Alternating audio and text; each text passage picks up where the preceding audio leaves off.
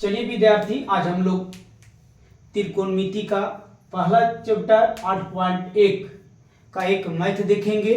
ये मैथ काफ़ी इम्पोर्टेंट होता है, लेकिन ये इतना इम्पोर्टेंट होता है कि हर एक विद्यार्थी को यह मैथ फंसाता ही फंसाता है।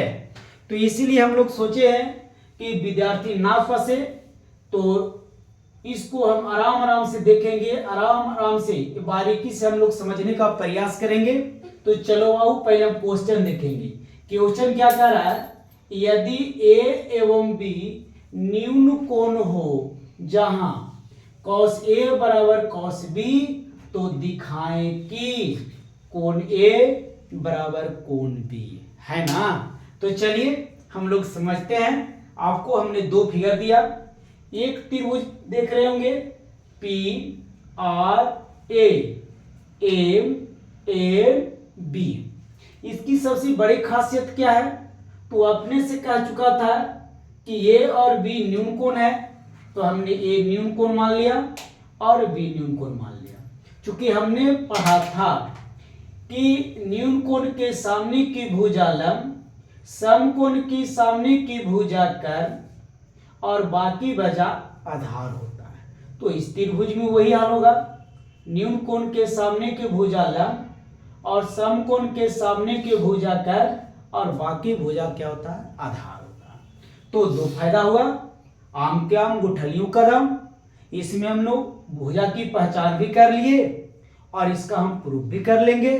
तो चलो बाबू अगला देखेंगे। ये दे रखा है, यहां पे देखेंगे cos A बराबर cos B, तो cos थीटा बराबर होता है, ध्यान देंगे, आधार बट्टा ये होता है कर्ण। तो ये भी होगा cos थीटा बराबर क्या होगा, तो बाबू होगा आधार बट्टा कर्ण। चलो मान भर दो। ए इस त्रिभुज में देखिए आधार कितना है, आर ए, यहां पर हम लिखेंगे आर ए बटा कर्ण, इस त्रिभुज में कर्ण कितना है, पी ए, तो हम यहां लिखेंगे पी ए बराबर देंगे बराबर, इस त्रिभुज बी वाले में चलेंगे तो आधार कितना होगा एन, एन बी, तो यहां पर लिखेंगे एन और यहां पर लिखेंगे बी बटा कर्ण कितना होगा एम बी, तो हम लिखेंगे यहां पे एम बी। चलो बाबू देख लो थोड़ा सा। अब हम क्या करेंगे, तो एक काम करो, बस हमको इतना समझना होगा, ये दोनों त्रिभुज में हम काम क्या करेंगे, तो लंब बटा लंब, कर्ण बटा कर्ण और आधार बटा आधार को दिखा देंगे, तो ये त्रिभुज समरूप हो जाएगी। और फिर जो कोण होगा ना, ई कोण के बराबर ई कोण, ई कोण के बराबर ई कोण, ई कोण के बराबर ई कोण हो जाएगा। तो चलिए काम करते हैं, इसको हम यहां भेज रहे हैं और इसको हम यहां ला रहे हैं, क्योंकि बदलने में कोई इतराज नहीं है। तो यहां पर मैं लिख रहा हूं, ध्यान देना, लिख रहे हैं आर ए बटा पी, इसको यहां लाइए तो क्या लिखेगा सोनाली, एन बी बराबर, ये यहां चलाएगा क्या मिलेगा, पी ए बटा एम बी, और इसको मान लेते हैं समीकरण क्या फर्स्ट, या इसके बराबर मान लेते हैं हम क्या के, इसको मान लेते हैं समीकरण फर्स्ट। चलो जी, मैंने क्या किया, यहां तक तो कोई दिक्कत नहीं है, मान दोनों का भर दिया, इसको यहां भेजा और इसको यहां भेजा। नहीं समझ में आता है तो हम तीछा गुना करेंगे, कैचे गुना जिसको बोलते हैं, तब पर भी हम स्थिति को प्राप्त कर लेंगे। अब हम क्या करेंगे, से बात को समझो, हम बात को यही समझना चाह रहे हैं। तो इससे क्या मिला, आर ए इतना बटा एन बी आधार बटा आधार, और देखो कर्ण बटा कर्ण मेरे को आ गया। तो इस त्रिभुज के भुजा में, इस त्रिभुज के भुजा से भागफल, अगर किसी को लग रहा हो कि मेरा से भाग दीजिए तो कोई इतराज नहीं, तो इसमें से भाग दिए। तो अब हम क्या लिखना चाह रहे हैं, यहां पर ध्यान देना, पी आर बटा एन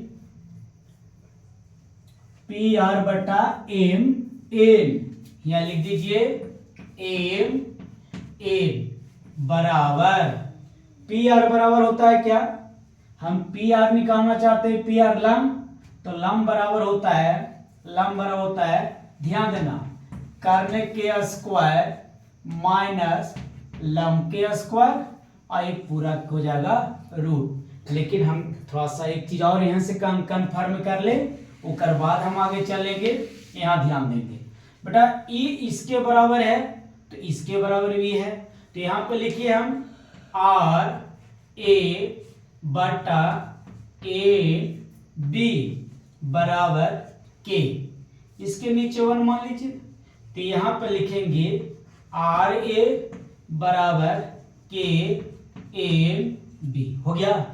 उसी तरीका से इसके बराबर भी की है, तो यहाँ लिखेंगे पी ए बटा एम बी बराबर के। चलो बेटा कैची गुना करेंगे, इतना में गुना करें तो सेम रहेगा, यहाँ पे हम पी ए लिख देंगे, बराबर से गुना करेंगे तो के और हो जाएगा एम बी। चलो यहाँ तक के तो बात बन गया। अब हम क्या करेंगे, तो ई लंब में ई लंब से हम भागा करेंगे, तो मेरे को मिलेगा जो अभी लिखे थे पी आर बटे एम और एम। चलो पी आर बराबर क्या होगा, तो रूट अंडर होगा लंब स्क्वायर, पी आर इसको हम लंब निकालेंगे तो कर्ण का स्क्वायर माइनस आधार स्क्वायर होगा, तो यहाँ पे कर्ण मेरा क्या है, यहाँ लिखेंगे पी ए के स्क्वायर माइनस आर ए के स्क्वायर बटे एम एन चलेंगे, ई कर्ण का स्क्वायर माइनस ई होगा, तो रूट अंडर मेरे को क्या चलेगा, लिखेंगे एम बी के स्क्वायर माइनस एम बी के स्क्वायर। अब बाबू चलो यहाँ पे जब देख रहे हैं इसका वैल्यू डाल दीजिए, तो वैल्यू यहाँ पे डालेंगे तो वैल्यू कहाँ से मिलेगा, देखिए यहाँ पे देखिए पी ए देखो पी ए है ना, ई मान डालते हैं तो रूट अंडर यहाँ पे मिलेगा पी ए का मतलब के और फिर मिलेगा कोची एम बी के स्क्वायर माइनस, आगे बढ़िए आर ए बराबर दिखा हुआ है के और ए बी के स्क्वायर, चलिए ठीक है, बटा नीचे में चले जैसे के तैसे रह दीजिए, हम कुछ नहीं करेंगे, इसको लिख रहे हैं तो मेरे को है क्या एम बी के स्क्वायर माइनस ए बी के स्क्वायर।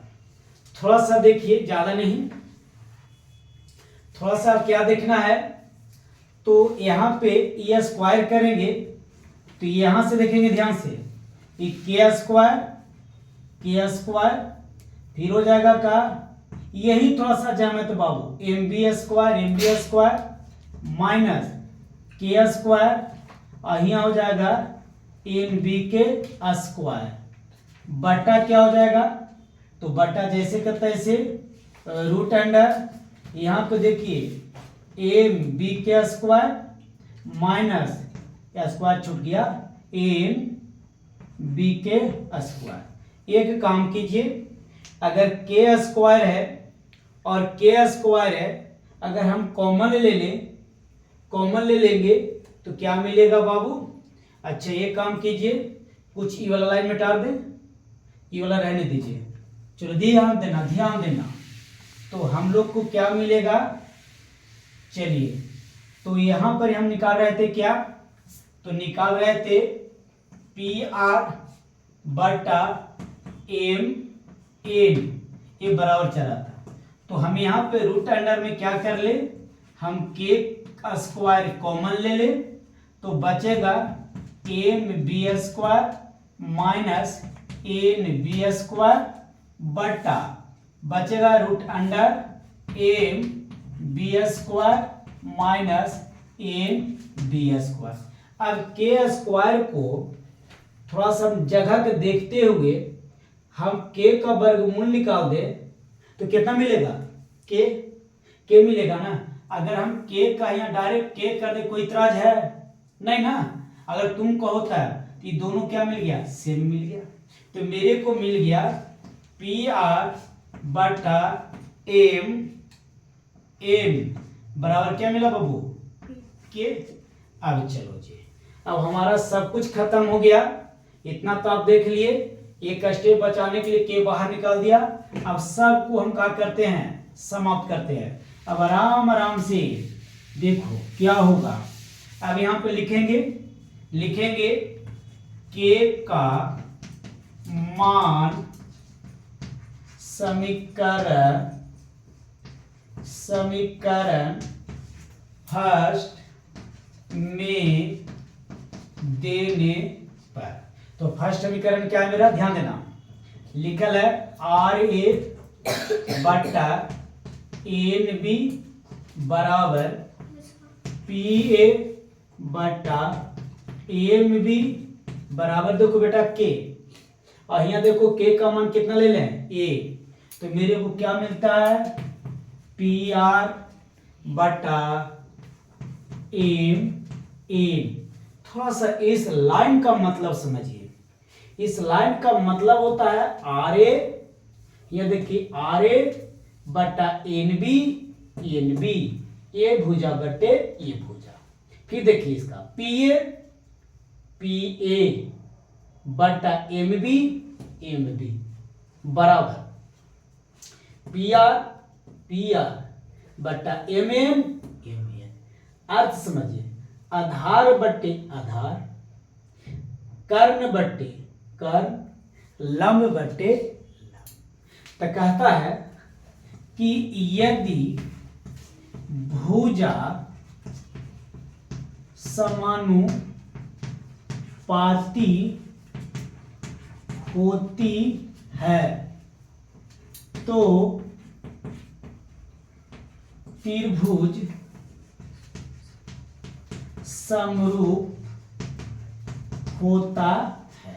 समरूप जब त्रिभुज हो जाता है तो इसका मतलब होता है ई भुजा बराबर ई भुजा, ई भुजा बराबर ई भुजा, ई भुजा बराबर ई भुजा, ई कोण बराबर ई कोण, ई कोण बराबर ई कोण, और ई कोण बराबर ई कोण। यानी मोटा मोटी समझिए कि कोण ए बराबर कोण बी होगा। किसके अनुसार से होगा बाबू? तो त्रिभुज समरूप होने के कारण। तो आपको समझ में आ गया होगा कि जब त्रिभुज समरूप होते हैं तो ई कोण के बराबर ई कोण, ई कोण के बराबर ई कोण, और ई कोण के बराबर ई कोण। हमारा मिल गया कोण ए बराबर कोण बी। तो चलो बाबू, हमारा वीडियो यहीं समाप्त होता है। Thank you. ओके।